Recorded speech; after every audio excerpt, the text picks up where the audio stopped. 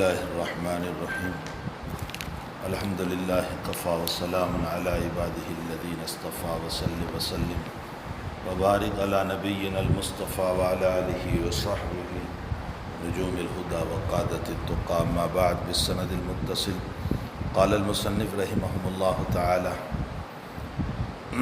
باب الدين يسر.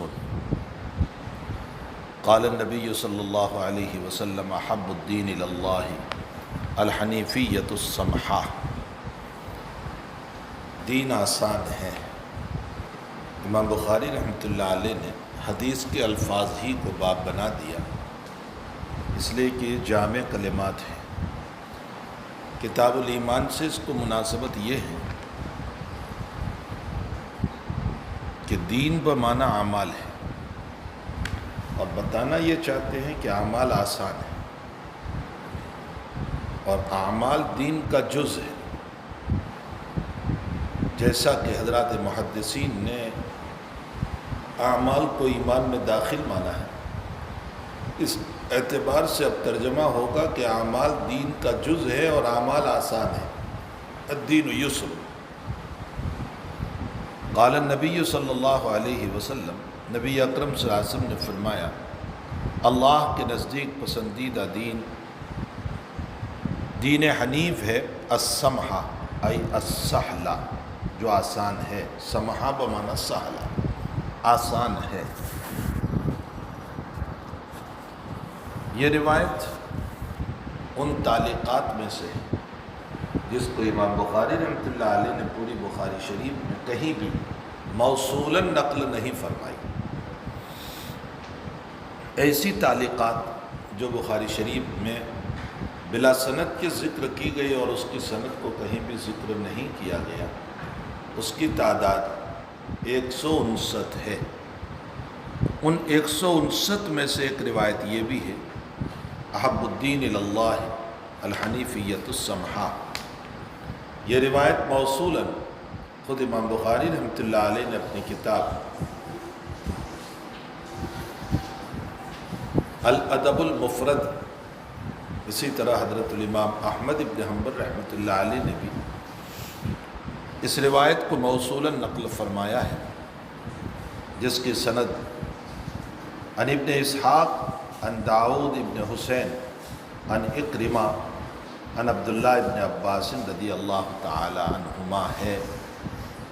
لیکن اس سند پر ایک اشکال ہے، اور وہ اشکال یہ ہے کہ ابن اسحاق جو اس روایت کے راوی ہیں وہ مدلس راوی ہے، متکلم فی راوی ہے. اسی طرح داؤد ابن حسین یہ بھی مدلس راوی ہے، اور یہ اکرمہ سے ان کہہ کر نقل کرتے ہیں، اور مدلس کا انعنا تب تک قبول نہیں ہوتا جب تک سماع کی تصریح نہ ہو. داؤد ابن حسین پر اگرچہ بعض اکابر نے توثیق کا کلمہ کہا ہے، لیکن علی ابن مدینی رحمۃ اللہ علیہ نے ان پر کلام کیا ہے، جو بخاری کے استاد ہیں. امام ابو داؤد سجستانی رحمۃ اللہ علیہ نے ابو داؤد شریف میں داؤد ابن حسین کے سلسلے میں فرمایا، حدیثہ عن اکرمہ منکر، ان کی حدیث اکرمہ سے منکر ہے. اس کا جواب یہ ہے کہ امام بخاری رضی اللہ تعالیٰ عنہ فن اسماء رجال کے امام ہیں، اور ظاہر سی بات ہے آپ خوب جانتے ہیں کہ آیا کون سے راوی کی روایت کو لی جائیں یا نہ لی جائیں. آپ چونکہ امام الفن ہیں، اس لیے یقیناً یہ روایت اپنی جگہ آپ کے نزدیک صحیح ہوگی. چلیے، یہ روایت اس سند سے تو کلام ہو گیا، لیکن یہ روایت اور بھی صحابہ کرام سے منقول ہے، تو تعدد طرق بھی ہے کہ متعدد صحابہ کرام سے یہ روایت منقول ہے. امام بخاری کے سامنے یہی مسئلہ تھا، اس لیے آپ نے اس روایت کو اپنی کتاب میں جگہ دی.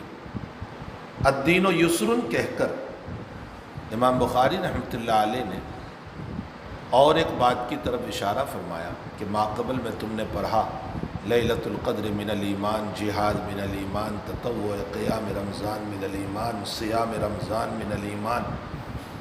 اب بظاہر ان اعمال میں کچھ تشدید، کچھ سختی کا مسئلہ ہے، تو امام رضی اللہ تعالیٰ عنہ نے فوراً باب قائم فرمایا کہ شریعت میں تشدید مطلوب نہیں، یسر مطلوب. اعمال میں تشدید اور سختی مطلوب نہیں بلکہ آسانی اور یسر مطلوب ہے. شریعت نے کسی مسئلے میں تشدید اور سختی کہی ہی نہیں بلکہ ہمیشہ یسر کو مد نظر رکھا. ہمارے حضرت شیخ الہند رحمۃ اللہ علیہ فرماتے ہیں کہ یہ تو مطلوب ہے ہی اس باب سے کہ اعمال شریعت میں یسر ہے، آسانی ہے، سہولت ہے، لیکن اس کے ساتھ ساتھ خوارج اور معتزلہ کی تردید بھی کرنا مقصود ہے اس باب سے. تردید کیسے ہوگی؟ خوارج اور معتزلہ نے اعمال میں اتنی سختی کی کہ ترک اعمال پر کفر کا فتویٰ دے دیا. اگر نماز نہیں پڑھی تو کافر، فلاں نہیں کیا تو کافر، فلاں نہیں کیا تو کافر. بخاری ان کی بھی تردید کرنا چاہتے ہیں کہ اصل میں الدین یسر، دین آسان ہے، اور جب آسان ہے تو پھر اس صورت میں تشدید اور سختی نہیں ہونا چاہیے. سہلہ، حنیف کا معنی میل، مائل ہونا. ابراہیم علیہ السلام کی شریعت کو دین حنیف کہا گیا. اس کی وجہ یہ ہے کہ ابراہیم علیہ السلام باطل سے قط کر حق کی طرف مائل تھے. آپ کا زمانہ بت پرستی سے بھرا ہوا تھا. خود آپ کا باپ آزر بت بناتا تھا، لیکن آپ بتوں سے کٹ کر مائل الی الحق تھے. اس لیے آپ کے دین کو دین حنیف کہا گیا. اور پھر سہلہ بھی کہا گیا کہ موسیٰ علیہ السلام کی شریعت کی طرح آپ کے دین میں سختی نہیں تھی. موسیٰ علیہ السلام کی شریعت میں مسجد کے بغیر نماز نہیں ہوتی تھی. موسیٰ علیہ السلام کی شریعت میں جب کوئی کسی کو عمدن قتل کر دے تو دیت نہیں تھی، قصاص ہی تھا. شریعت موسوی میں بعض قول کے اعتبار سے کپڑے پر ناپاکی لگ جائے تو کپڑا کاٹنا ضروری تھا، اس کپڑے کو کاٹ دیا جائے. شریعت موسوی میں تیمم نام کی کوئی چیز نہیں تھی. اور شریعت ابراہیمی علیہ السلام میں اتنی تشدید اور سختی نہیں تھی. اس لیے شریعت ابراہیمی کو حنیف اور سہلہ، سمحہ کہا گیا. اور ظاہر سی بات ہے کہ نبی اکرم صلی اللہ تعالیٰ علیہ وسلم کو جو دین ملا وہ بھی اسی طرح ہے.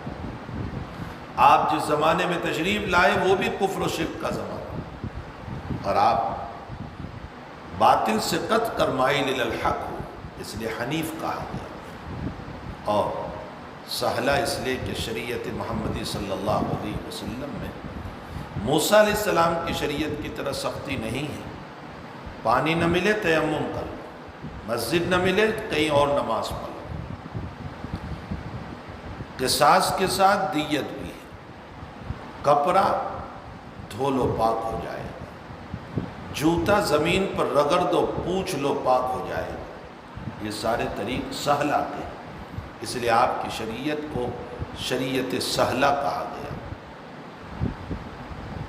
اب یہاں ایک سوال ہوتا ہے کہ آپ کی شریعت کو احب الدین الی اللہ الحنیفیۃ السمحہ کہا گیا.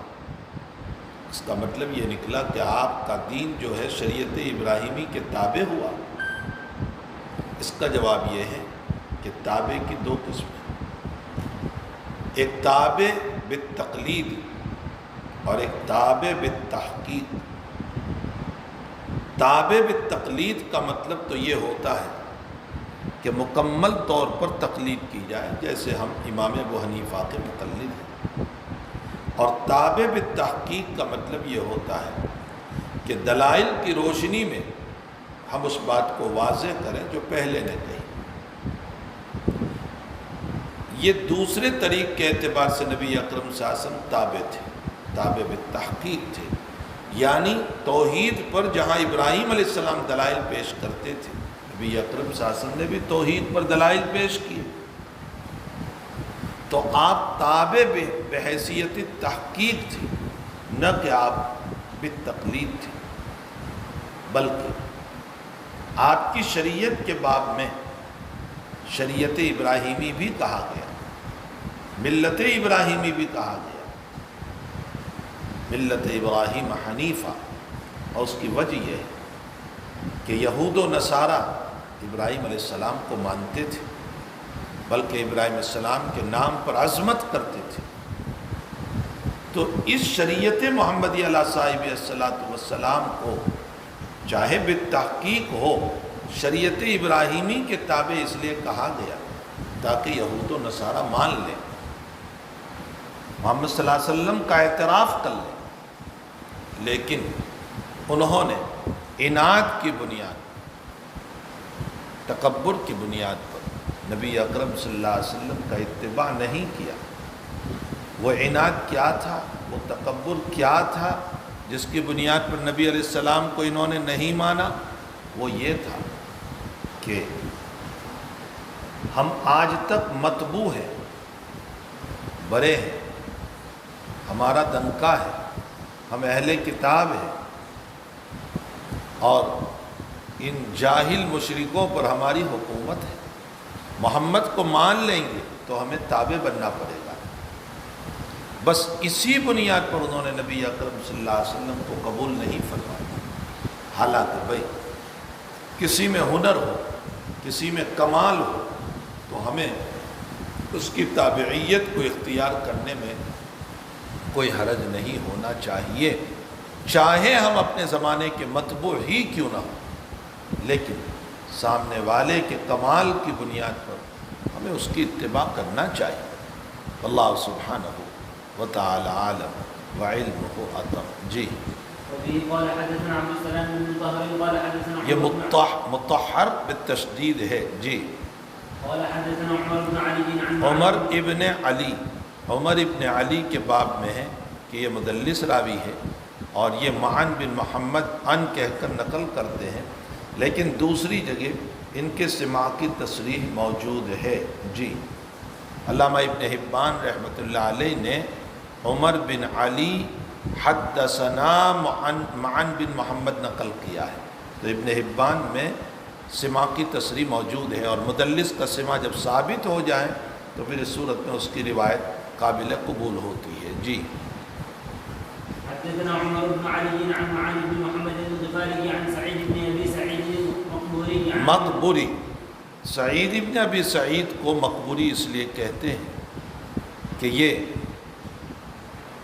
بقی شریف کے پڑوس میں رہتے تھے، جس کو ہم جنت البقیع کہتے ہیں، وہ بقی شریف ہے، وہ دنیا کا بہت اعلیٰ درجے کا قبرستان ہے، تو بقی شریف کے یہ پڑوس میں رہتے تھے، اس لیے مقبرۃ مدینہ کے پڑوس میں رہتے تھے، اس لیے ان کو مقبوری کہا گیا۔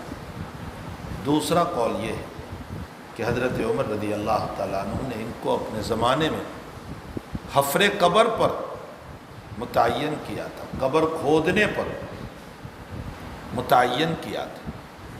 آپ انداز لگائیں، اتنا بڑا محدث ہے، تابعی ہے، اور قبر کھود رہا ہے، اور حضرت عمر نے ان کو قبر کھودنے پر متعین فرمایا۔ اس سے معلوم یہ ہوتا ہے کہ حتی الامکان قبر کھودنے والے بھی نیک ہونے چاہیے، کم سے کم صاحب ایمان ہونے چاہیے، تاکہ اگر کوئی عذر نہ ہو تو، اگر عذر ہو تو اس صورت میں کوئی حرج نہیں، اور اگر عذر نہ ہو اور جب قبر اپنے ہاتھوں ہی سے کھودنا ہے تو پھر اس صورت میں بجائے غیر مسلم کے مسلمان کو قبر کھودنا چاہیے۔ اتنا بڑا محدث ہے اور وہ قبر کھودنے کا کام بھی انجام دے رہا ہے۔ اب ان دونوں قول میں کوئی تعارض نہیں ہے، ہو سکتا ہے قبر بھی کھودتے ہوں گے اور پڑوس میں رہتے بھی ہوں گے، اس لیے کہ قبر کھودنے والا قبرستان کے قریب رہتا ہے، تو ان دونوں قول میں کوئی تعارض نہیں ہے۔ لیکن محشی علام نے مابین السطور جو لکھا ہے وہ صحیح نہیں ہے کہ مجاورہ مقبر النبی صلی اللہ علیہ وسلم، نبی علیہ السلام کی قبر کے پڑوس میں رہتے تھے اس لیے آپ کو مقبوری کہا گیا، یہ صحیح نہیں ہے۔ واللہ سبحانہ وتعالی عالم۔ جی عن ابي هريره رضي الله عنه عن النبي صلى الله عليه وسلم قال ان الدين يسر ولن يشاد الدين احد، دین آسان ہے، یہی الفاظ امام بخاری نے باب بنائے۔ جی وَلَن يُشَادُّ الدِّينَ أَحَدٌ، الدین الدین دونوں طرف پڑھا گیا۔ اگر دین پڑھو تو لَن يُشَادَّ یہ فعل معروف ہوگا، دین مفعول ہوگا اور فاعل محذوف ہوگا، اور اگر دینو اس کو مرفوع پڑھا جائے تو لَن يُشَادَّ مجہول ہوگا، اور الدین نائب فاعل ہوگا۔ احد بعض روایتوں میں ہے، بعض روایتوں میں نہیں بھی ہے۔ احد کا لفظ بعض روایتوں میں ہے اور بعض میں نہیں ہے۔ شاد یشاد مشادات سے ہے، اور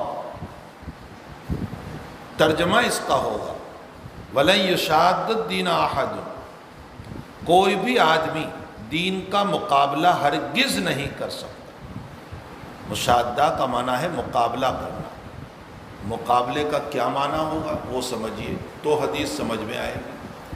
مقابلے کا معنی یہ ہوتا ہے جیسے آپ نے دیکھا ہوگا میدان میں کہ جب دو پہلوانوں کا مقابلہ ہوتا ہے تو پہلوان یہ چاہتا ہے کہ میں ہر طرح سے پچھاڑ دوں اس کو، یہ ہے مشادہ۔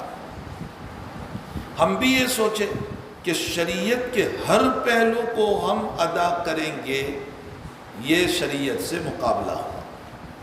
میں کوئی بات نہیں چھوڑوں گا، ہر عمل کو کروں گا، یہ انسان کے بس میں ہے ہی نہیں۔ شریعت کے تمام پہلو کو ادا کر لینا، خوب سمجھو، انسان کے بس میں نہیں، کچھ نہ کچھ تو رہ ہی جاتا ہے، نہ ہمت ہے نہ طاقت ہے کہ مکمل شریعت کے ہر پہلو کو وہ ادا کر لیں۔ اور اگر ہر پہلو کو ادا کرنے جائے گا تو ایک دن کرے گا، 2 دن کرے گا، 3 دن کرے گا، پھر تھک جائے گا، اور جب تھک جائے گا تو چھوڑ دے گا، اور جب چھوڑے گا تو صرف سنت نہیں چھوڑے گا، فرض کو بھی چھوڑ دے گا، واجبات کو بھی چھوڑ دے گا، اور جب چھوٹ جائے گا تو نتیجہ یہ ہوگا کہ حاصل کچھ نہیں ہوا۔ اس کو فرماتے ہیں نبی اکرم صلی اللہ علیہ وسلم کہ لَن يُشَادُّ الدِّينَ أَحَدٌ، کوئی بھی آدمی ہرگز دین کا مقابلہ نہیں کر سکتا ہے، إِلَّا غَلَبَهُ، مگر یہ کہ دین اس پر غالب آ جائے گا۔ دین کے غالب آنے کا مطلب یہ ہے کہ دین کے تمام پہلو کو کوئی انسان ادا کر ہی نہیں سکتا ہے۔ تو پھر کیا کیا جائے؟ نبی اکرم صلی اللہ علیہ وسلم فرماتے فَصَدِّدُوا، سدد یسدد، تسدید کا معنی ہوتا ہے کسی چیز کو سیدھا کرنا، لکڑی کو سیدھا کرنا یا کسی بھی چیز کو، اور جب انسان سیدھی کرتا ہے تیری چیز کو تو اس میں اعتدال آ جاتا ہے۔ اس کا مطلب یہ نکلا کہ نبی علیہ السلام یہ بیان کرنا چاہتے ہیں اعتدال اختیار، افراط و تفریط نہ کرو، یہ شریعت سے مقابلہ ہے۔ یا کبھی انسان یہ سوچتا ہے کہ میں بہت مجاہدہ کروں اور بہت مجاہدہ کر کے عمل کروں، ہرگز نہیں ہو سکتا۔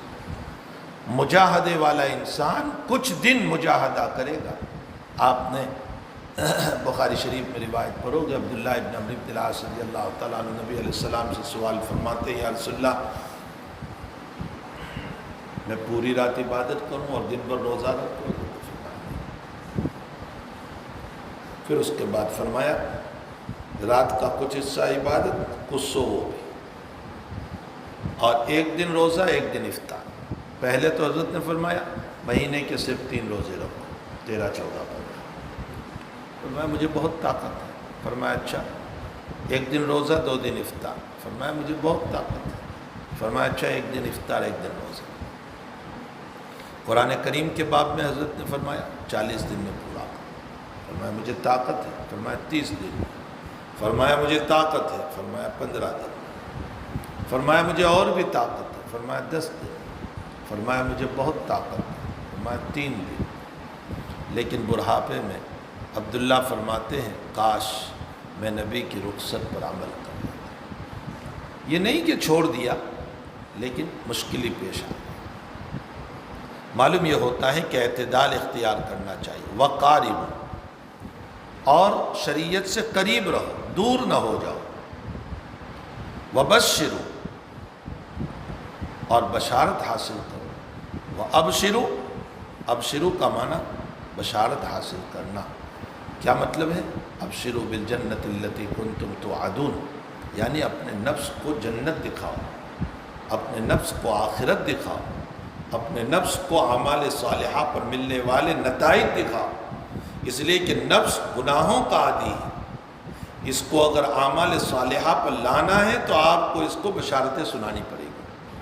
وَأَبْشِرُوا وَاسْتَعِينُوا بِالْغُدْوَةِ وَالرَّوْحَةِ، اور مدد حاصل کرو صبح کے وقت سے، دوپہر کے وقت سے، اور رات کے کچھ حصے میں۔ وَشَيْءٌ مِّنَ الدُّلَجَا، غدوہ بولتے ہیں طلوع آفتاب سے لے کر زوال تک، روحہ بولتے ہیں زوال کے بعد سے لے کر شام تک، اور دلجہ بولتے ہیں رات کے آخری حصے۔ اشارہ فرمایا اس بات کی طرف کہ صبح کچھ عبادت کرو، شام میں عبادت کرو، اور رات کے آخری پہر میں کچھ عبادت کرو۔ مطلب 24 گھنٹے شریعت تم سے عبادت نہیں مانگ رہی ہے کہ ہر وقت جب دیکھو عبادت، یہ نہیں، صبح میں کچھ، شام میں کچھ، رات کے آخری پہر میں۔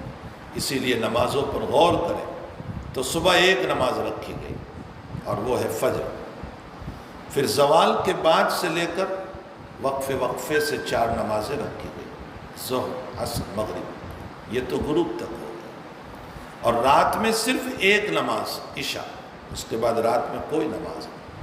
البتہ رات کے آخری پہر میں تہجد کو مسنون قرار دیا گیا، اسی لیے ہمارے اکابر بھی ان 3 وقتوں میں خاص طور پر اپنا عبادت کا معمول بناتے ہیں۔ فجر کے بعد کچھ تسبیحات پڑھ لیتے ہیں، کچھ ذکر کر لیتے ہیں، کچھ اللہ اللہ کر لیتے ہیں، کچھ تلاوت قرآن کر لیتے ہیں، شام میں کچھ عبادت کر لیتے ہیں، اور رات کے آخری پہر میں کچھ اللہ کو یاد کر لیتے ہیں۔ اسی لیے اسی روایت کی بنیاد پر ہمارے اکابر نے تدریسی نظام جو بنایا وہ بھی اسی روایت کو مد نظر رکھتے ہوئے کہ صبح کے وقت میں کچھ تعلیم ہو جائے، پھر ظہر کے بعد کچھ تعلیم ہو جائے، اور بعض اکابر کا معمول یہ بھی رہا کہ وہ تہجد کے موقع پر بھی پڑھاتے تھے۔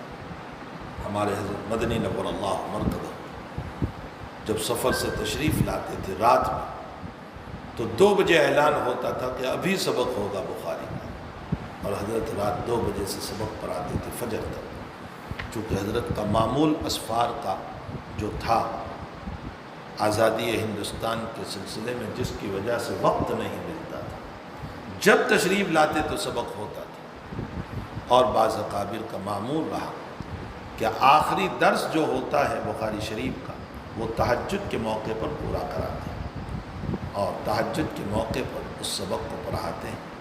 وہ اسی حدیث شریف پر عمل کرتے ہوئے بہرحال امام بخاری فرماتے ہیں کہ دین آسان ہے، تم بلا وجہ اپنی ذات پر سختی نہ کرو، بلکہ اعتدال اختیار کرو، افراط تفریط نہ ہو، اور شریعت سے قریب رہو، اور اپنے نفس کو بشارتیں سنا کر دین مبین پر عمل کرو، اور اسی کے ساتھ ساتھ صبح کے وقت میں، شام کے وقت میں، اور رات کے آخری پہر میں کچھ عبادت کیا کرو۔ اسی لیے بعض روایتوں میں ہے ان ھذا الدین متین فاوغلوا فیہا بالرفق، بیہقی نے، ابن حبان نے اس روایت کو نقل کی، یہ دین تو بڑا مضبوط ہے، تم یہ سمجھو کہ دین کے ہر پہلو پر عمل کر کے میں دین کو قابو میں کر لوں، نہیں ہو سکتا ہے۔ ان ھذا الدین متین، یہ تو بہت مضبوط ہے، فاوغلوا فیہا بالرفق، نرمی کے ساتھ داخل ہو، یعنی جتنا بن پڑے اتنے اعمال کرو، لیکن یاد رکھو، ایک ہیں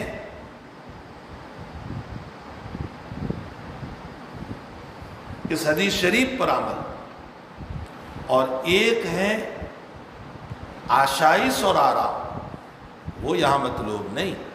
انسان آشائش اور آرام کی وجہ سے ترک اعمال کر دے، یہ مطلوب نہیں ہے نماز چھوڑ دے، روزہ چھوڑ دے، یہ مطلوب نہیں ہے۔ وہ تو آشائش ہے، آرام ہے، وہ سستی ہے، وہ قائلی ہے۔ شریعت یہ نہیں کہہ رہی ہے، شریعت یہ کہہ رہی ہے کہ مجاہدہ بہت نہ کرو، اس لیے کہ تم دین پر کبھی غالب نہیں آ سکتے ہو۔ واللہ سبحانہ و تعالی عالم۔ باب الصلاۃ من الایمان، نماز ایمان کا شعبہ ہے۔ امام بخاری رحمۃ اللہ علیہ نے ایمان کا شعبہ نماز کو بتایا اور اشارہ کیا کہ جیسے اور شعبہ ایمان ہے، نماز بھی ایمان کا شعبہ ہے۔ مرجیہ کی تردید بھی ہو گئی، شعبہ ایمان میں ایک شعبہ بھی بیان ہو گیا۔ پہلے اجمالاً کہا تھا الایمان بضع و ستون شعبہ، تو جو آپ کے شرائط پر ہے اس کو آپ گنواتے بھی چلے جا رہے ہیں۔ یہاں ایک اشکال، یہ تو ہو گئے باب کی وضاحت، اب ایک اشکال ہے، اور وہ اشکال یہ ہے کہ نماز مقدم ہے روزوں کو، پہلے نماز پھر زکوٰۃ پھر روزہ پہ۔ امام بخاری نے روزے کا بیان مقدم کیا اور نماز کا مؤخر کر دیا۔ اوپر صوم رمضان ایمان و احتسابا من الایمان، یہ اشکال ہوتا ہے۔ اس کا جواب یہ ہے کہ اصل میں وہ باب در باب ہے جو مناسبت سے بخاری بیان کرتے چلے آئے۔ 4 باب پہلے ذکر کیے تھے جس میں معتزلہ اور خوارج کی تردید کر کے یہ بتایا تھا کہ اعمال کے ترک سے انسان خارج عن الایمان نہیں ہوتا، اور ساتھ ساتھ یہ بھی بتایا تھا کہ معاصی کے امور سے ظلمت پیدا ہوتی ہے اور ایمانی اعمال سے نور پیدا ہوتا ہے۔ تو پھر ایمانی اعمال کو بیان کرنا شروع کیا تھا۔ ان ایمانی اعمال کو بیان کرنے میں آپ نے لیلۃ القدر کو بیان فرمایا، تو لیلۃ القدر کی مناسبت سے جہاد من الایمان کو لے آئے تھے، اس لیے کہ لیلۃ القدر میں بھی مجاہدہ چاہیے اس مناسبت سے۔ اور جب جہاد من الایمان ذکر فرمایا تو لیلۃ القدر کی مناسبت سے تطوع قیام رمضان لائے، اور جب تطوع قیام رمضان ثابت فرمایا تو صوم رمضان بھی ذکر کر دیا۔ وہ ضمنی باب تھا، ورنہ اصلاً بات یہی ہے کہ نماز مقدم ہے روزوں کے مقابلے میں۔ امام بخاری نے یہاں یہ ثابت فرمایا کہ نماز دین کا ستون ہے اور نماز دین کا شعبہ ہے، حتیٰ کہ حضرت عثمان رضی اللہ تعالیٰ عنہ فرماتے ہیں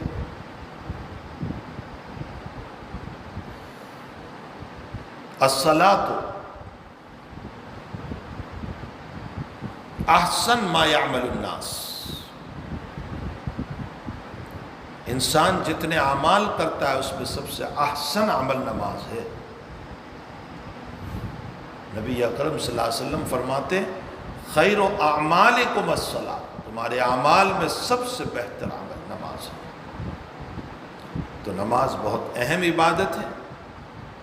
اس عبادت مہمہ کی بنیاد پر امام بخاری نے الصلاۃ من الایمان کا باب قائم فرمایا۔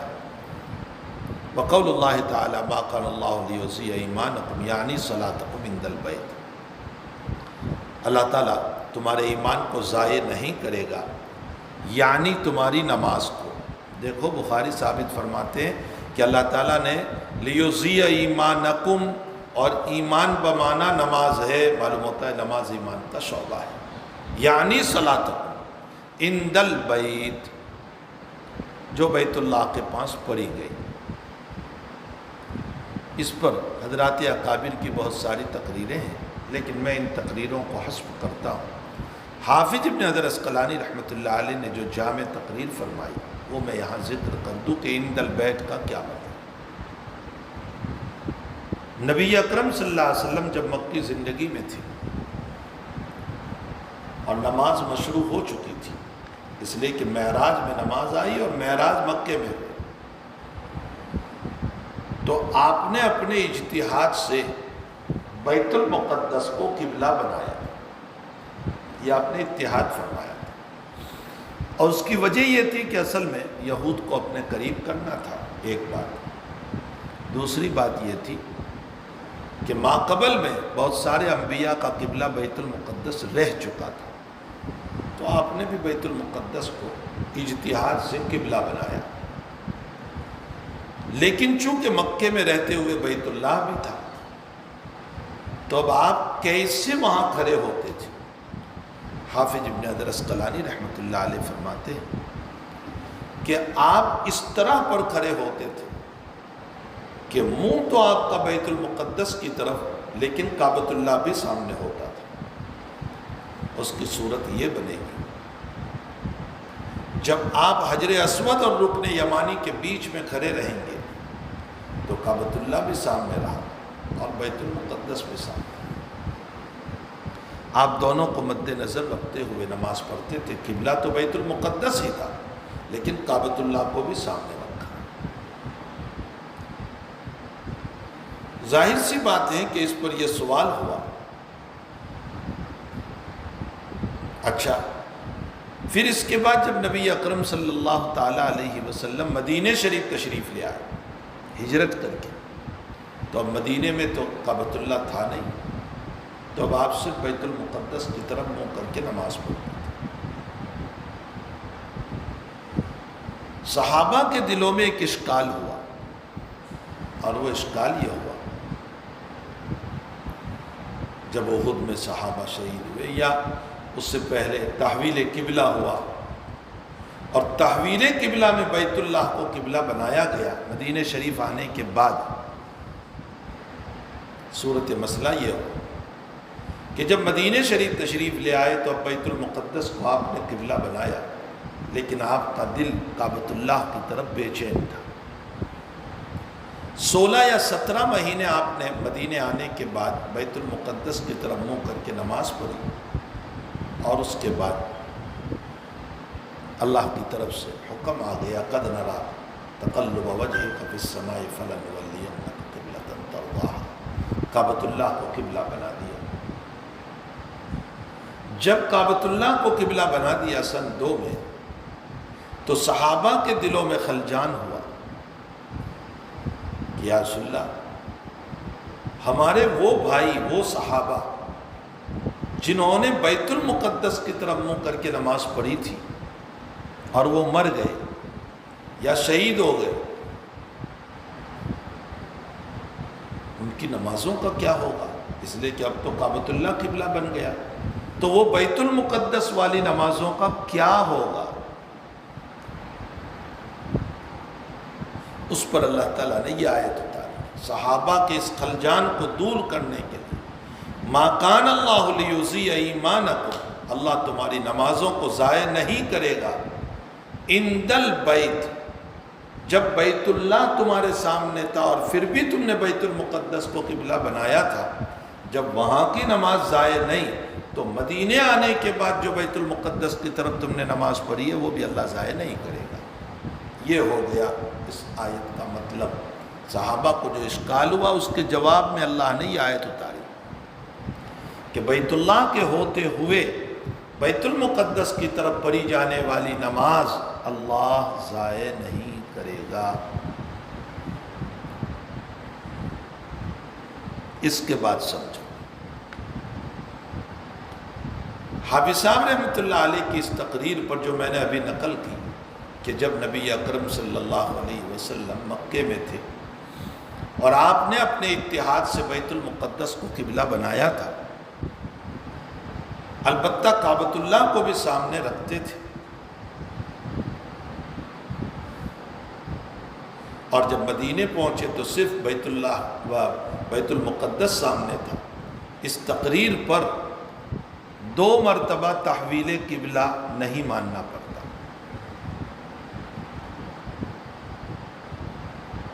2 مرتبہ نسخ نہیں ماننا پڑتا۔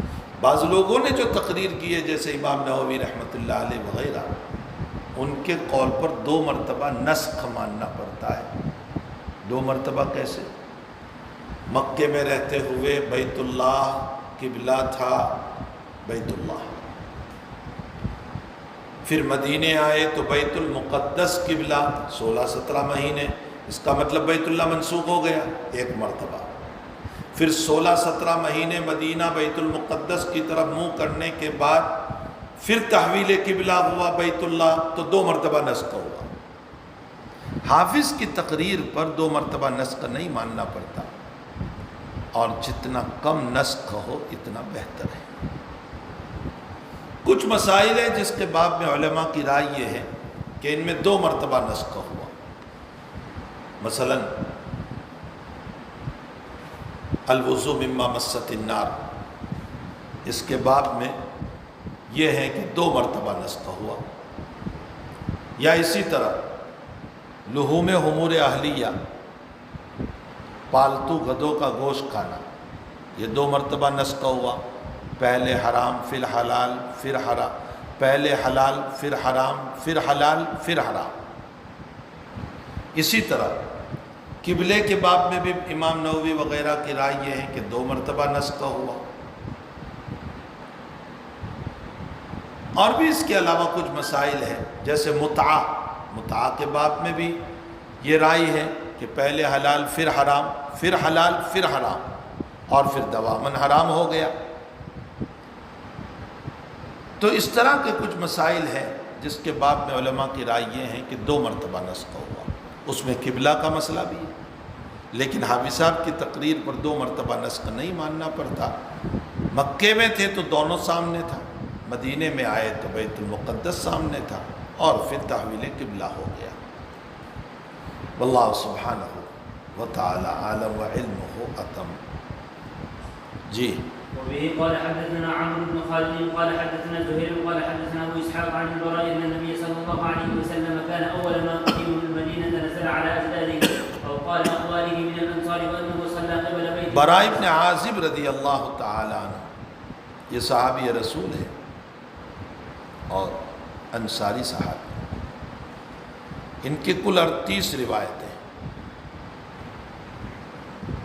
بخاری شریف میں ان کی 5 روایتیں، ہاں یہ روایت بخاری شریف میں نہیں، یہ روایت امام بخاری رحمۃ اللہ علیہ پوری کتاب میں 5 جگہوں پر لائے ہیں۔ فرماتے ہیں کہ نبی اکرم صلی اللہ علیہ وسلم اول ما قدم المدینہ نزل علی اجدادہ او قال اخوالہ من الانصار، یہ شک کے راوی ہے، یعنی راوی نے یا تو اجداد کہا یا اخوال کہا، دونوں میں معنی میں کوئی فرق نہیں۔ اجداد من جہت الام یعنی ننیال، جدن کا لفظ دادا پر بھی بولا جاتا ہے، نانا پر بھی بولا جاتا ہے، من جہت الام ہے یا نانا، اپنے ننیال میں آئے مدینہ شریف نبی علیہ السلام یعنی ہجرت کر کے، یا یہ ہے کہ اپنے ماموؤں کے وہاں آئے، اخوال، تو نانا بھی ننیال ہے اور ماموں بھی ننیال ہے، دونوں ایک ہی معنی ہوئے، تو یہ شک کے راوی ہے۔ اب یہ کہ مدینہ آپ کا ننیال نہیں ہے، تو پھر کس کا ننیال ہے؟ آپ کے دادا عبد المطلب کا ننیال ہے۔ عبد المطلب کی والدہ یہ مدینے کی تھی، اور عبد المطلب کے والد ہاشم، اسی لیے حضرت کو ہاشمی کہتے ہیں نا، محمد بن عبداللہ بن عبد المطلب بن ہاشم۔ ہاشم نے نکاح کیا تھا مدینۃ المنورہ قبیلے بنو نجار میں، سلمہ بنت عمرو نامی عورت سے۔ تو ہاشم کا نکاح مدینے ہوا تھا، پھر ہاشم سفر میں گئے، وہیں ان کی موت ہو گئی۔ البتہ ہاشم و سلمہ کے نکاح کے بعد ایک لڑکا پیدا ہوا، اس کا نام رکھا گیا شیبہ، شیبۃ الحمد۔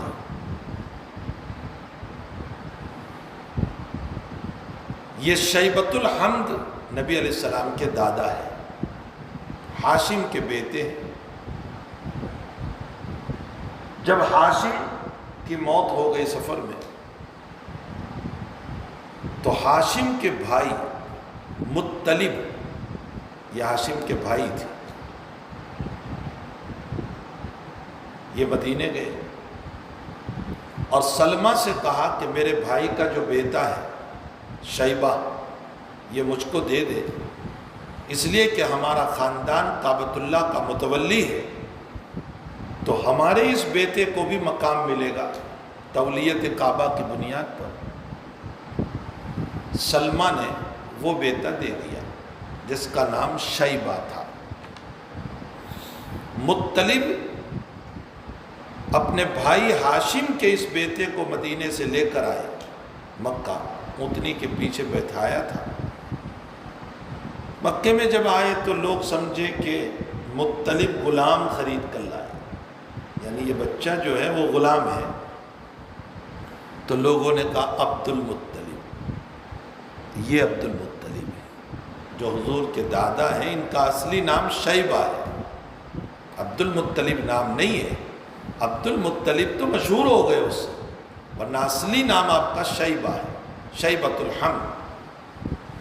تو یہ شیبۃ الحمد کی والدہ، یعنی آپ کے دادا عبد المطلب کی والدہ، یہ مدینے کی تھی، سلمہ بنت عمرو۔ اس اعتبار سے نبی اکرم صلی اللہ علیہ وسلم جب ہجرت کر کے تشریف لے گئے اور بنو نجار میں اترے تھے، تو اس اعتبار سے آپ کا ننیال کہا گیا کہ آپ وہاں اترے۔ وَأَنَّهُ صَلَّى قِبَلَ بَيْتِ الْمُقَدَّسِ 16 شهرا أو 17 شهرا، آپ نے مدینے آنے کے بعد بیت المقدس کی طرف منہ کر کے 16 یا 17 مہینے نماز پڑھی۔ کتنے مہینے نماز پڑھی؟ روایت میں اختلاف ہے، بعضوں میں 16 ہے، بعضوں میں 17 ہے، بعضوں میں 18 بھی ہے، ابن ماجہ میں 18، لیکن اس روایت کو مرجوح قرار دیا۔ اب دو ہی روایت رہ گئی، 16 17۔ جنہوں نے پہلا مہینہ اور آخری مہینہ دونوں کو ملا لیا، انہوں نے 16 کہا، یعنی 2 مہینے مل کر ایک ہو گیا۔ پہلے مہینے کے کچھ دن جب شروع کیا مدینے آنے کے بعد، آخری مہینے کے کچھ دن دونوں کو ملایا تو 1 مہینہ، اور جنہوں نے دونوں مہینوں کو الگ رکھا انہوں نے 17 کہا، اور جنہوں نے نہ ملایا اور نہ ایک کیا انہوں نے 16 یا 17 کہا، یعنی شک کے ساتھ۔ حقیقت یہ ہے کہ 16 یا 17 مہینے تک آپ نے مدینے آنے کے بعد بیت المقدس کی طرف نماز پڑھی۔ کس مہینے میں اور اس کے بعد، چونکہ آپ کی تمنا تحویل قبلہ اور بیت المقدس بیت اللہ کو قبلہ بنانے کی تھی، اللہ تعالیٰ نے قد نری تقلب وجہک فی السماء فلنولینک کی آیت کے ذریعے سے پھر بیت اللہ کو قبلہ بنا دیا۔ تحویل قبلہ کی آیت کس مہینے میں اتری؟ بعض کہتے ہیں رجب میں، یہی راجح روایت ہے، اور بعض کہتے ہیں 15 شعبان، اللہ سبحانہ و تعالی۔ کس مسجد میں تحویل قبلہ ہوا؟ اس کا جواب یہ ہے کہ نبی اکرم صلی اللہ تعالی علیہ وسلم، حضرت براء ابن معرور رضی اللہ تعالیٰ عنہ کی والدہ بیمار تھی، ان کے عیادت کے لیے وہاں تشریف لے گئے تھے، اور ظہر کی نماز میں تحویل قبلہ ہوا۔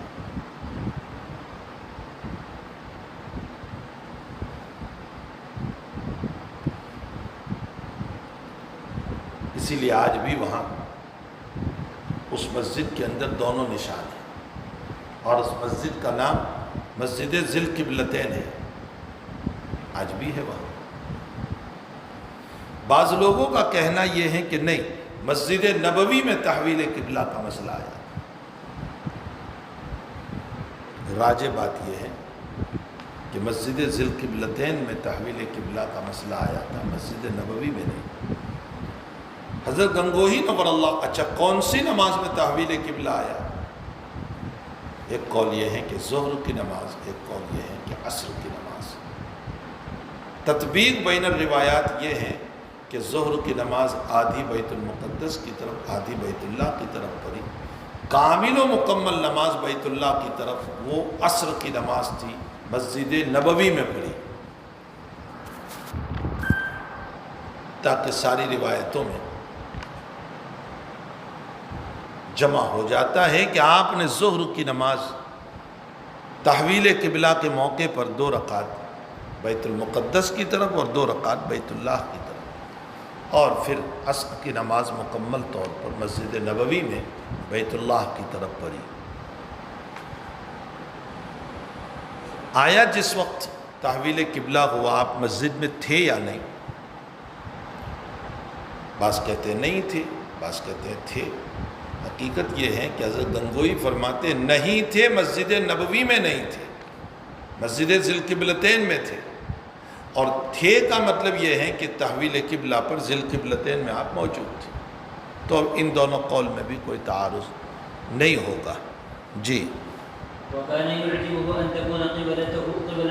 آپ کو یہ پسند تھا کہ آپ کا قبلہ بیت اللہ بنا دیا جائے، اس لیے کہ تعمیر ابراہیم علیہ السلام بھی ہے، اسی کے ساتھ ساتھ آپ کا وطن بھی ہے، اسی کے ساتھ ساتھ اللہ کا گھر بھی ہے، پھر بیت اللہ کو ایک فضیلت و منقبت بھی حاصل ہے، اس لیے آپ کو بیت اللہ سے بڑی محبت تھی۔ جی،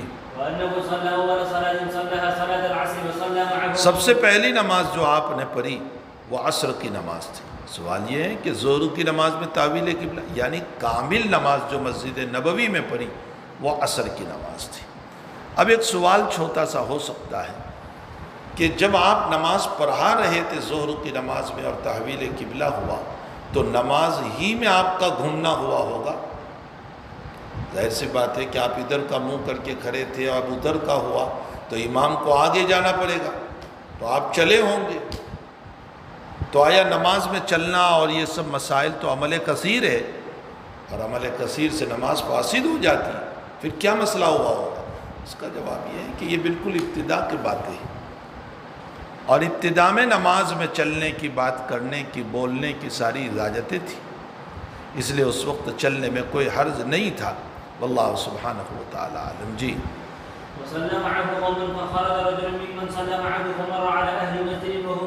یہ حضرت عباد ابن نحیق رضی اللہ تعالیٰ عنہ ہے جنہوں نے عصر کی نماز نبی اکرم صلی اللہ علیہ وسلم کے ساتھ مسجد نبوی میں پڑھی مکمل طور پر کعبۃ اللہ کی طرف، اور پھر وہ وہاں سے چلے۔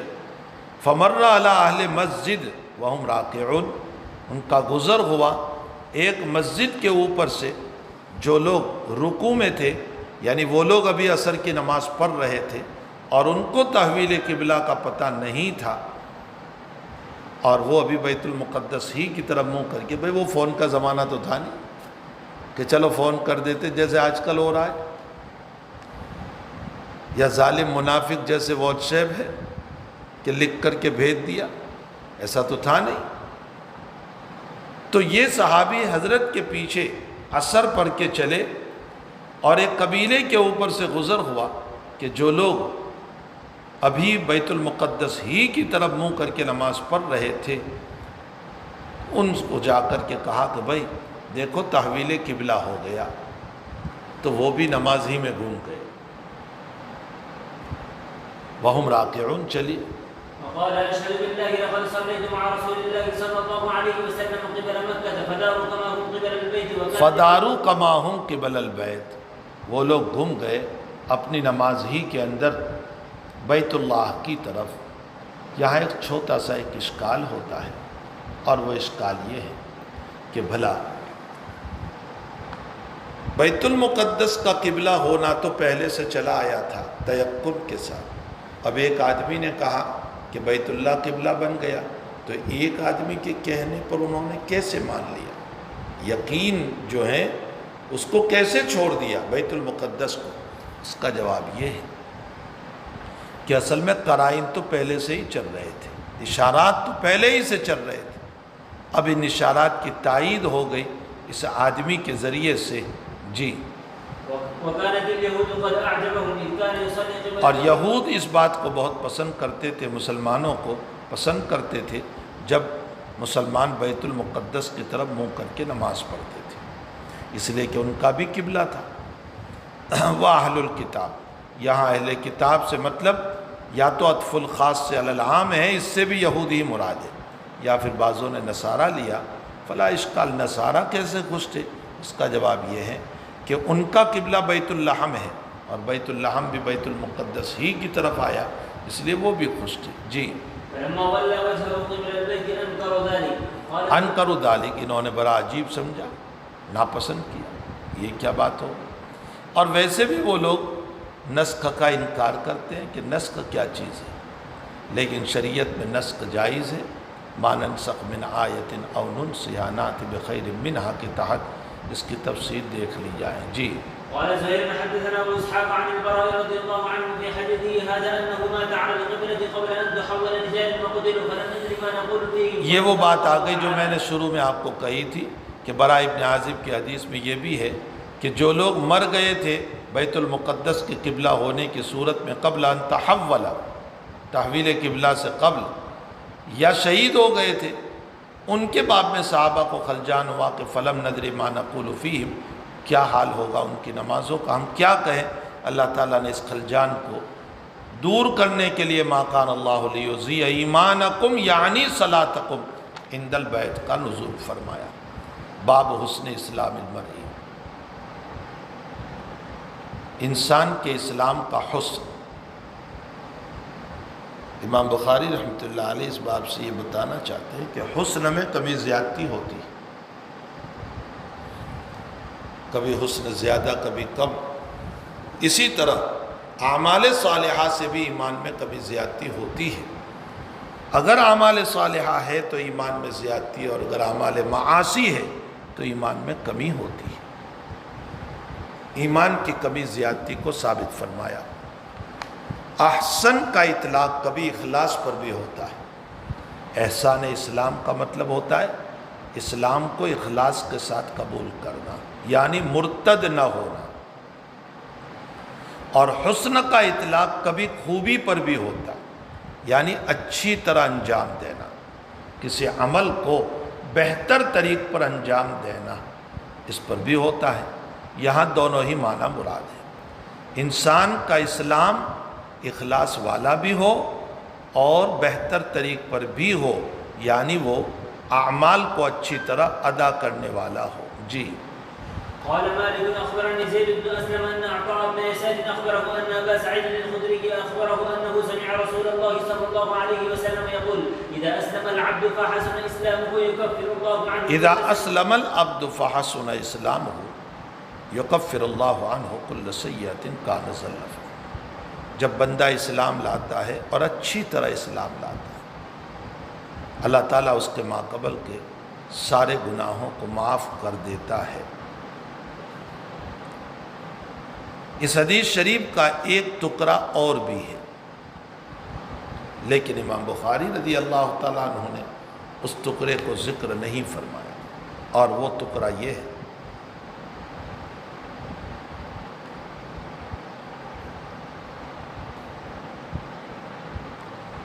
اذا اسلم العبد فحسن اسلامہ یکفر اللہ عنہ کل سیئۃ وکتب اللہ لہ کل حسنۃ کان زلفہا، وکتب اللہ لہ کل حسنۃ کان زلفہا۔ انسان جب ایمان لاتا ہے اچھی طرح تو اس کے ماقبل کے سارے گناہ کو اللہ معاف کر دیتا ہے۔ وَقَتَبَ اللَّهُ لَهُ، اور اللہ تعالیٰ لکھ لیتا ہے اس کی ان تمام نیکیوں کو، کل حسنۃ کان زلفا، جو اس نے پہلے کی۔ تو انسان کے اسلام لانے پر ماقبل کے گناہ معاف اور ماقبل کی نیکیاں بھی لکھی جاتی ہیں۔ اب اس پر دو سوال بہت بڑے کھڑے ہو گئے۔ یہ تو حدیث ہے۔ پہلا سوال یہ ہوا کہ کیا کوئی انسان جب اسلام لایا تو اس کی دور کفر کی نیکیاں لکھی جائے گی، یعنی اس کا ثواب اس کو ملے گا؟ اس حدیث شریف کا یہ ٹکڑا جو یہاں نہیں ذکر کیا بخاری نے، وہ تو یہ ہے کتب اللہ لہ کل حسنۃ کان زلفہا کا مطلب یہ ہے کہ اس کو ثواب ملے گا جو دور کفر کی نیکیاں کی۔ بخاری نے اس جملے کو کیوں چھوڑ دیا یہاں؟ بعضوں نے یہ کہا کہ امام بخاری رضی اللہ تعالیٰ عنہ ان لوگوں کے قول کے قائل ہے جو یوں کہتے ہیں کہ زمانے کفر کی نیکیوں کا کچھ بھی نہیں ملے گا، اس کا کوئی اعتبار نہیں۔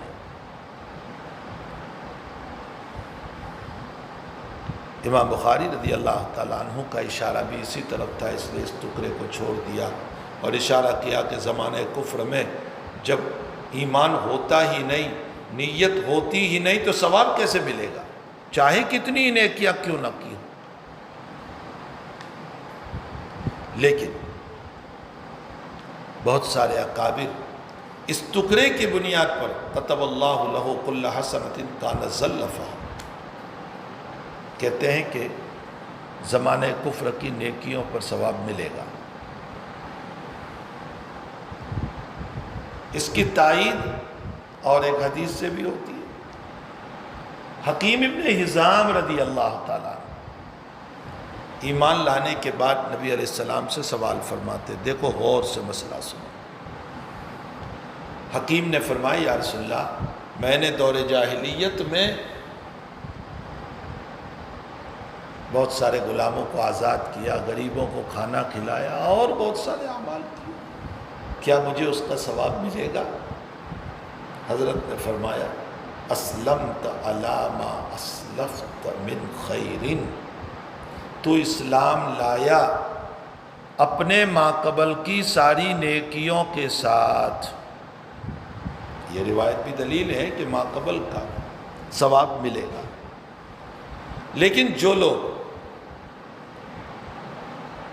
منع کرتے ہیں کہ دور کفر کی نیکیوں کا اعتبار نہیں، وہ یہ کہتے ہیں کہ کفر کے ہوتے ہوئے ثواب ہی نہیں مل سکتا ہے۔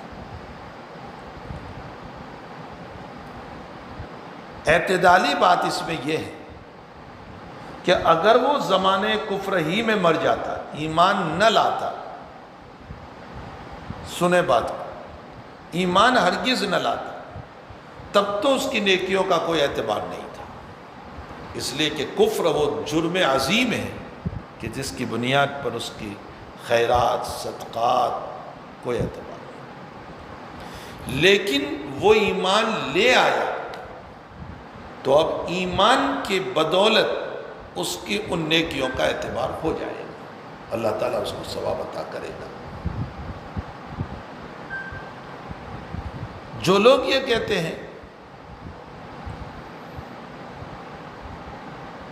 کہ دور کفر کی نیکیوں کا اعتبار نہیں ہے، اسلام کے بعد بھی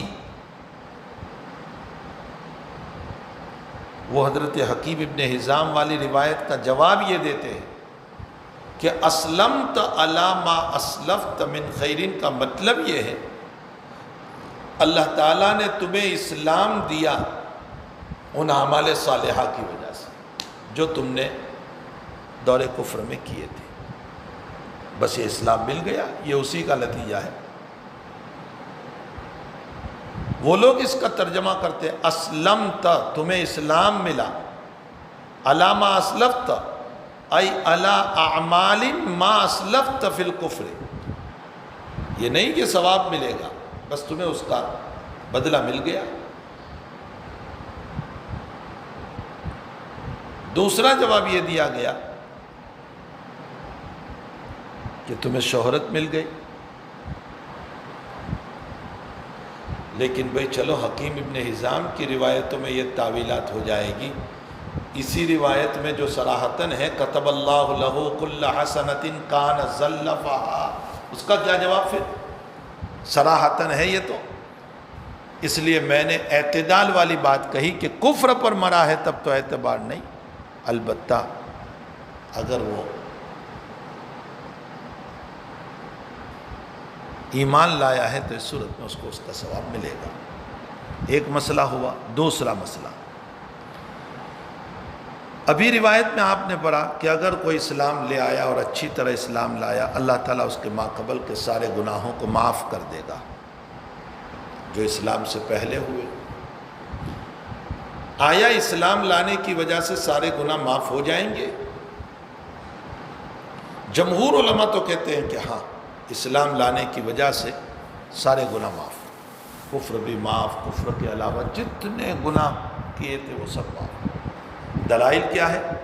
اللہ تعالیٰ قرآن کریم میں فرماتے ہیں قُلْ لِلَّذِينَ كَفَرُوا إِن يَنْتَهُوا يُغْفَرْ لَهُم مَّا سَلَفَ مَا قَدْ سَلَفَ، پیغمبر آپ ان سے کہہ دیجئے، ان کافروں سے، إِن يَنْتَهُوا، اگر باز آ گئے، ایمان لے آئے، تو تمہارے ماقبل کے سارے گناہ معاف، يُغْفَرْ لَهُم مَّا قَدْ سَلَفَ، یہاں سارے گناہوں کی معافی۔ حدیث شریف میں ہے الاسلام یہدم ما کان قبلہ، اسلام اپنے ماقبل کے سارے گناہوں کو معاف کر دیتا ہے، اس میں بھی عام ہے سارے گناہ معاف۔ حضرت اسامہ رضی اللہ تعالیٰ عنہ نے ایک آدمی کو مار دیا تھا باوجود ہے کہ وہ لا الہ الا اللہ پڑھ رہا تھا۔ حضور نے سوال فرمایا کہ اسامہ بعد ان قولہ لا الہ الا اللہ قتلتہ، تو نے اس کو قتل کیا؟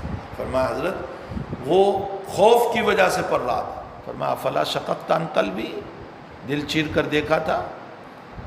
اس وقت اسامہ فرماتے ہیں کاش میں آج ایمان لاتا تو اچھا ہوتا۔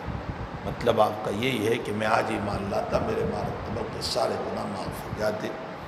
ان تمام روایات سے یہ معلوم ہوتا ہے کہ جب بندہ ایمان لاتا ہے تو اس کے ماقبل کے کفر اور ما دون الکفر سب معاف ہو جاتے ہیں۔ لیکن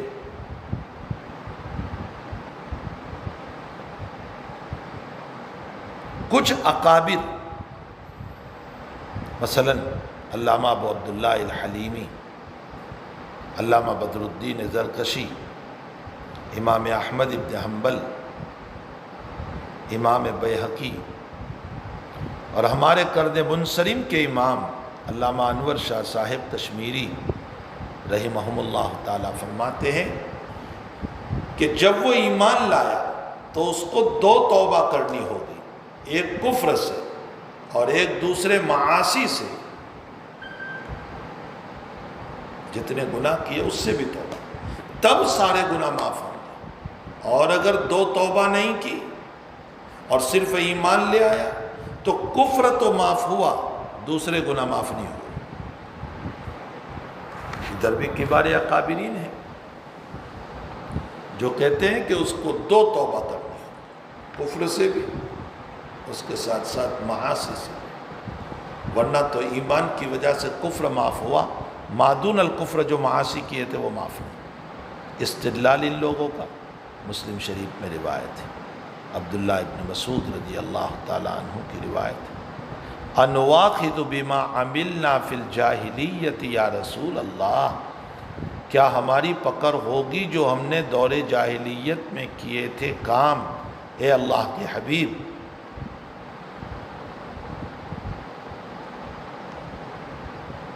تو نبی علیہ السلام نے جواب دیا من احسن فی الاسلام لم یواخذ بما عمل فی الجاہلیہ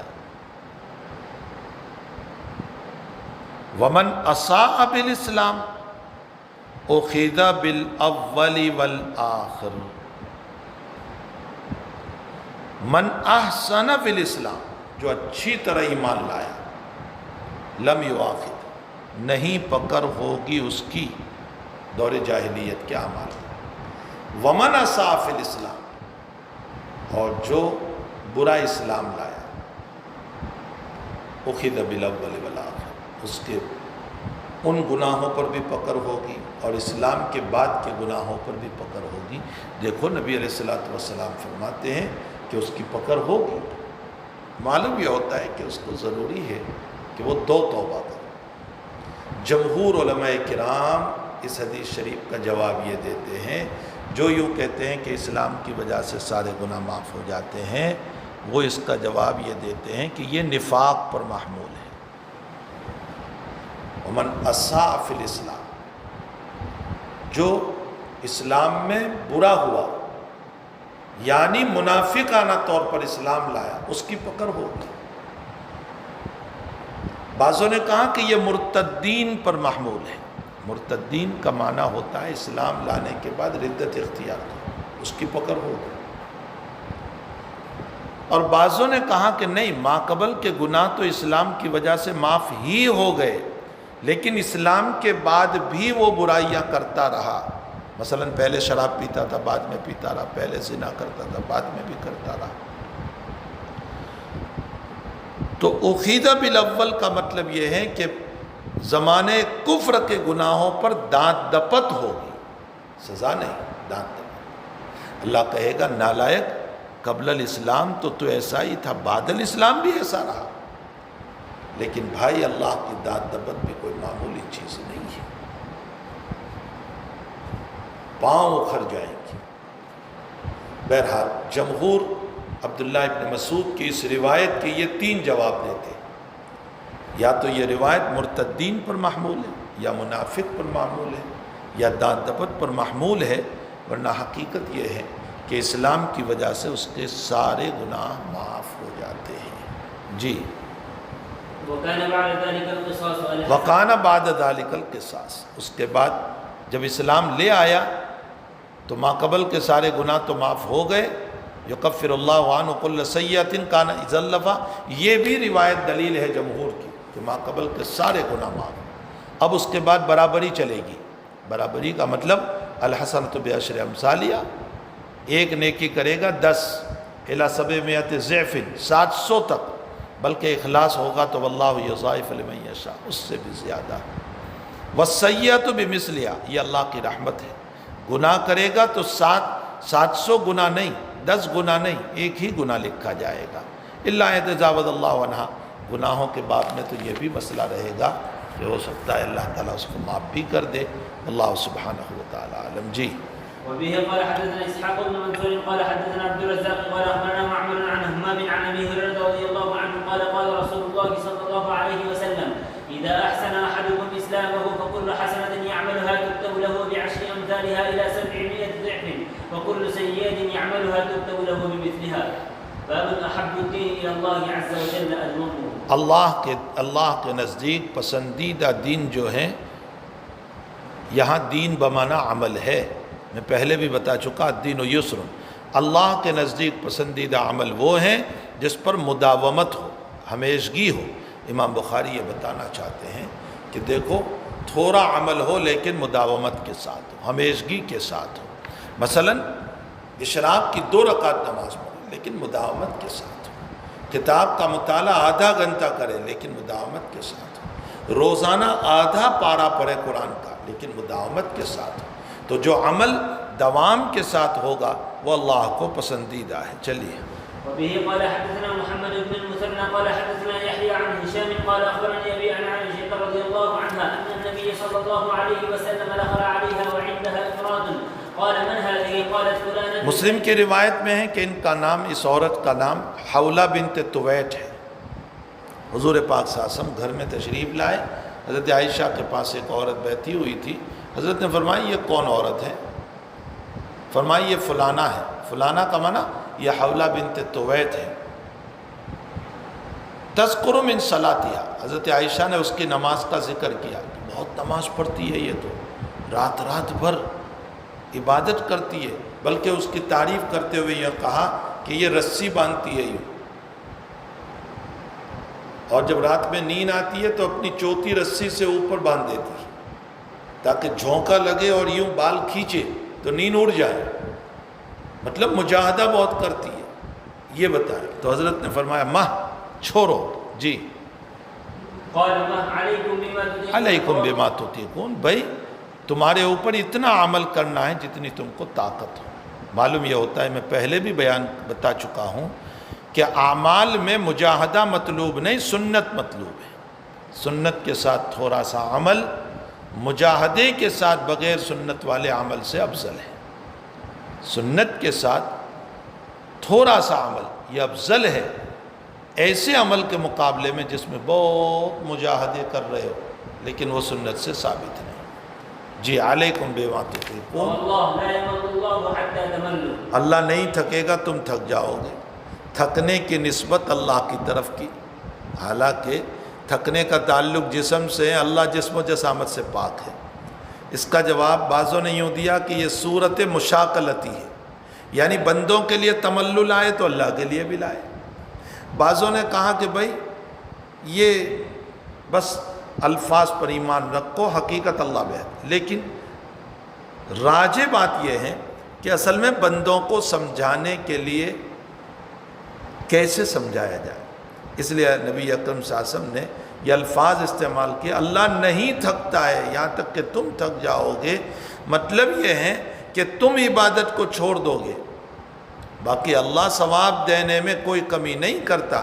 تم جتنا کرو گے اللہ ثواب دے گا. جی وكان احب الدين اليه ما داوم عليه احب الدین الی اللہ ما داوم علیہ صاحبہ. اللہ کے نزدیک پسندیدہ عمل وہ ہیں جس پر ہمیشگی ہو. چلیے باب زيادة الإيمان ونقصانه. میں آپ کو بتا چکا ہوں کہ امام بخاری نے بعض مسائل میں تکرار سے دریغ نہیں کیا، پھر زیادتی ایمان و نقصان کو لے آئے. جی وقول الله تعالى باقی اس پر تفصیلی تقریر شروع کتاب الایمان میں کر چکا ہوں. چلیے وقول الله تعالى وزدناهم هدى ويزداد الذين آمنوا إيمانا وقال اليوم یہ ساری آیات وہاں گزر چکی ہے. جی اليوم أكملت لكم دينكم فإذا ترك شيئا من الكمال فهو ناقص. اکملت لکم دینکم، تمہارے دین کو مکمل کر دیا. دین میں کوئی کمی، کمال میں کمی ہوگی تو وہ نقصان ہو جائے گا. معلوم ہوتا ہے کہ عمل کی کمی یہ ایمان کی کمی، اور ایمان کی کمی سے زیادتی بھی ثابت ہوگا. ایمان میں کمی زیادتی ہوتی ہے. جی وبه قال حدثنا مسلم بن إبراهيم قال حدثنا هشام قال حدثنا قتادة عن أنس رضي الله عنه عن النبي صلى الله عليه وسلم قال يخرج من النار من قال لا إله إلا الله وفي قلبه وزن شعيرة من خير، ويخرج من النار من قال لا إله إلا الله وفي قلبه وزن ذرة من خير، ويخرج من النار من قال لا إله إلا الله وفي قلبه وزن ذرة من خير. قال أبو عبد الله قال أبان حدثنا یہ وزن و برتن، وزن و ذرتن، یہ سب ایمان ہی پر دلالت کر رہا ہے. معلوم ہوتا ہے ایمان میں کمی زیادتی ہوتی ہے. جی قال ابو عبد الله قال ابان حدثنا قتادة حدثنا انس عن النبي صلى الله عليه وسلم من ایمان مکان خیر. من ایمان مکان خیر کا لفظ لا کر بتایا کہ اوپر تم روایت کے اندر خیر کا لفظ پڑھے ہو. وزن و شعیرۃ من خیر، خیر بمعنی عمل، تو کیا عمل مراد ہے؟ فرمایا نہیں. دوسری روایت میں خیر کی جگہ پر ایمان کا لفظ بھی آیا ہے. معلوم ہوتا ہے ایمان کی کمی زیادتی مطلوب ہے. جی وبه قال حدثنا الحسن بن صباح سمع جعفر بن عون حدثنا ابو العليس اخبرنا قيس بن مسلم عن طارق بن شهاب عن عمر بن الخطاب رضي الله عنه ان رجلا من اليهود قال له يا امير المؤمنين آية في كتابكم تقرؤونها لو علينا معشر اليهود نزلت لاتخذنا ذلك اليوم عيدا. قال اي آية؟ قال یہ کعب احبار تھے جنہوں نے حضرت عمر رضی اللہ تعالیٰ عنہ کو کہا تھا، ان عمر بن الخطاب ان رجلا من الیہود، یہود کے ایک بڑے آدمی نے جو کعب احبار بعد میں ایمان لے آئے تھے، انہوں نے حضرت عمر سے کہا کہ امیر المؤمنین ایک آیت تمہارے قرآن میں ہے جس کو تم پڑھتے ہو، اگر ہم یہودیوں پر وہ آیت اترتی تو ہم جس دن وہ اتری ہے اس دن کو ہم عید بنا لیتے، خوشی کا دن، اس لیے کہ اس آیت میں جو بشارت سنائی ہے وہ بڑی زبردست بشارت. تو تمہارے دین کے لیے وہ بشارت ہے، ہمارے دین کے لیے تو نہیں آئی. اگر ہمارے وہاں اترتی تو ہم عید بناتے. جی قال اي آية؟ قال اليوم فرمایا کون سی آیت؟ قال الیوم اکملت لکم دینکم واتممت علیکم. یہ تمہارے دین کی کتنی بڑی بشارت کہ میں نے محمد کے دین کو مکمل کر دیا اور اتمام کر دیا نعمت کو، اور تمہارے لیے دین اسلام پر راضی ہو گیا. اس سے بڑھ کر بشارت کیا ہو سکتی ہے. جی قال عمر قد عرفنا ذلك. حضرت عمر نے فرمایا مجھے خوب معلوم ہے بھائی کہ یہ آیت کس دن اتری، کس مکان میں اتری. فرمایا یہ آیت نبی کریم صلی اللہ علیہ وسلم پر نازل ہوئی جبکہ حضرت عرفہ میں تھے، قائمون کھڑے تھے، اور وہ جمعہ کا دن تھا، یوم جمعہ، جمعہ کا دن یوم العرفہ. اب یہاں ایک چھوٹا سا اشکال یہ ہوتا ہے کہ حضرت عمر رضی اللہ تعالیٰ عنہ فرماتے مجھے معلوم ہے کس دن اتری. یہ جواب تو نہیں ہوا.